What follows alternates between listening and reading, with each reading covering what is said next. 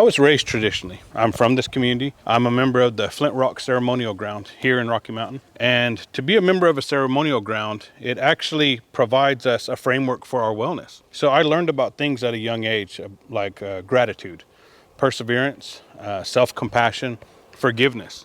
All of these things are taught in our ceremonial, our spiritual, our cultural ways. I think a lot of people misunderstand what our culture is here for. You know, it's really for us to live a fulfilled life of wellness. And so I created a curriculum just out of those teachings that were passed down to me. We're going to eat. We believe that's ceremony.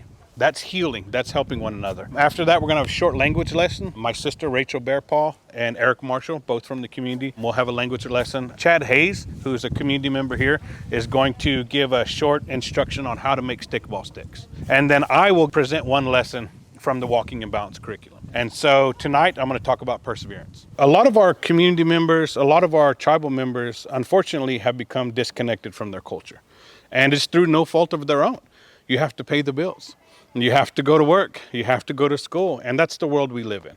But we can still practice our cultural ways of wellness so that they can help us live a balanced life, even within our current society. Too many of our people are stressed, and too many of our people resort to drugs and alcohol to cope. And so what I try to teach the youth and try to help my fellow community members with healthy coping skills that were actually a part of our cultural teachings. We want to bring our community back together and create a culture of wellness.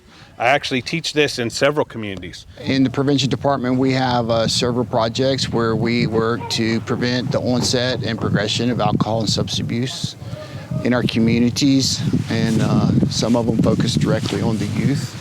One aspect of that is using culture as prevention. We met with Abraham, and the Walking in Balance curriculum was the perfect fit of what we were wanting to do in building protective factors in our communities and among our youth and adults. Bringing the community together for American Indian communities, it's a strong protective factor, and so we want to build that up and then teach the many lessons that come along with that. And we know when American Indian youth have those cultural pieces built into there, it gives them a stronger sense of self-identity, and then they grow up and make better choices. And so that's what we're trying to do in prevention, is build these protective factors using culture as prevention. We're just really thankful for Abraham bringing this presentation here to the community, because it's not something that everyone has access to or even knows about. We're having a hog fry, so that brings out a lot more people. I've already seen some people from outside of the community that still have ties to us. So those people, I think, will encourage others to come.